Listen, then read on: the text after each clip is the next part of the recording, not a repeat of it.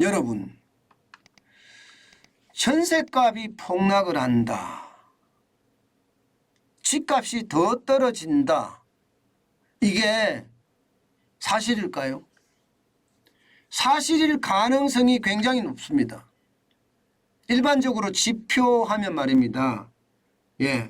지금 전셋값이라든가 또 미분양이라든가 여기에 주택부담지수라든가 그리고 금리라든가 이런 것들이 집값에 모두 작용을 하는데 그중에 전셋값이 떨어지면 일정 시간이 지나면 시점에 따라 틀리긴 하지만 3개월 후 내지는 6개월 후 이렇게까지도 이야기합니다. 일정 시간이 지나면 집값은 또 떨어진다는 게 일반적인 정설입니다. 여러분, 지금 집값이 얼마나 떨어지느냐? 전셋값입니다. 한번 보세요. 2022년 12월 서울 전셋가율이 52.92%입니다. 굉장히 많이 떨어졌죠. 이게 2016년 6월에 75.07%를 기록한 적도 있거든요. 그런데 지금 떨어지는 게 어마어마하게 떨어지는 겁니다. 52.92%라는 수치는 지금 그 어느 때보다 낮다 이렇게 이야기할 수가 있습니다. 여러분 보세요. 75.07%가 52.92%, 2020년 6월에 54.53%가 되더니요. 2022년 6월에는 54.68%였거든요. 여기에서 더 떨어진 겁니다. 52.92%로 말입니다. 그러니까 전세가율이 지금 그 어느 때보다 낮은 수준으로 떨어진다는 이야기잖아요. 게다가 말입니다. 게다가 굉장히 중요한 지표가 하나 있습니다. 전세가율이 40%대를 기록하는 데도 있습니다. 지금 송파 힐리오시티 같은 경우는요. 전세가율이 49%에서 52%고요. 잠실 리센츠 같은 경우는요. 45%에서 47%입니다. 전세가율이 40%대는요. IMF 외환위기 때가 처음이었거든요. 실제 1998년 서울 전세가율은 47.92%를 기록한 적이 있거든요. 그때에 비하면 지금 최악이다 이렇게 이야기할 수가 있죠. 47.92%에 비하면. 결국 말입니다. 전세가율이 지금 많이 떨어진다는 사실은 결국 집값이 더 떨어진다는 이야기와 일맥상통합니다. 실제 말입니다. 집값을 결정하는 지수 중에 4대 지수 이러면요. 이게 전세가율이 포함이 되거든요. 전세가율 추이가. 전세가율 추이가 이렇게까지 떨어지는 것은요. 집값이 떨어진다는 이야기고요. 또 하나의 지표를 보면 말입니다. 주택 구입 부담 지수는 역대 최고입니다. 2022년 4분기 기준으로 봤을 때 여러분 214.6이에요. 서울이.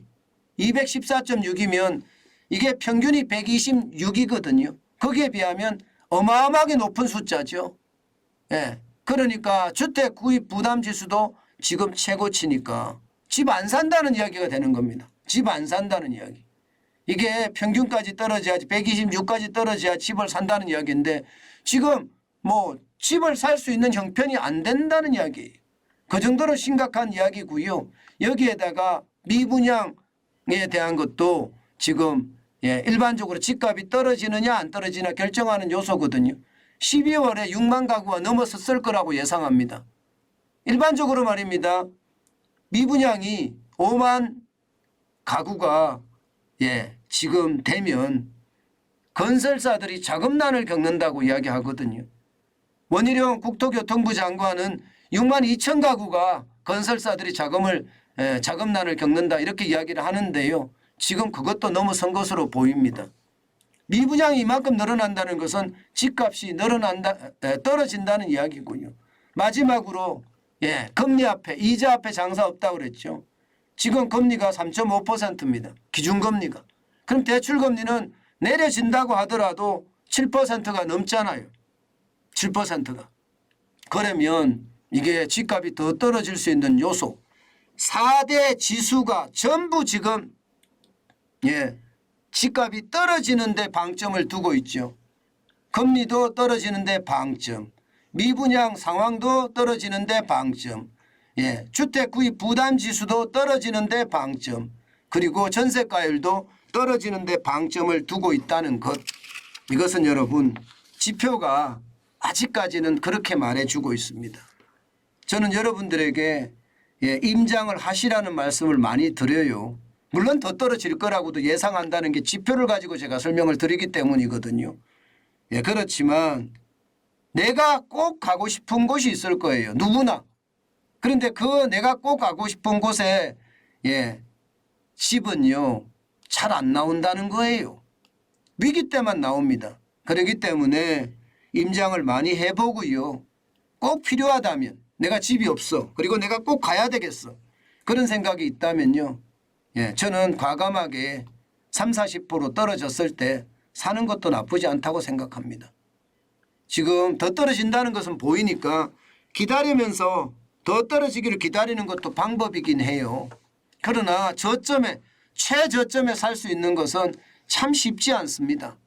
그렇다면 좀 비싸게 준다고 하더라도 내가 가고 싶은 곳에 위치해 있는 아파트라면 아니면 단독주택이라면 저는 과감하게 임장을 하면서 도전을 해보겠다. 그 말씀 드립니다. 좀 비싸더라도 말입니다. 저는 늘 그런 말씀을 드려요. 떨어진다는 이야기는 기정사실이에요. 그렇지만 좀 더 기다려보면서 말입니다. 여러분들이 이게 집값이 2020년 기준으로 할 거냐 아니면 2019년 기준으로 할 거냐 아니면 2018년을 기준으로 할 거냐 그 기준에 따라서 달라지기는 할 거예요.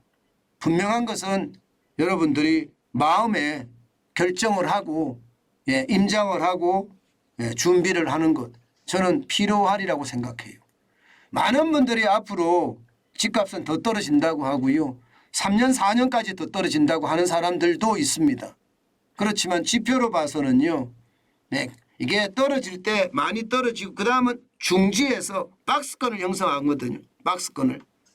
그렇기 때문에 시장 아주 제대로 보고요.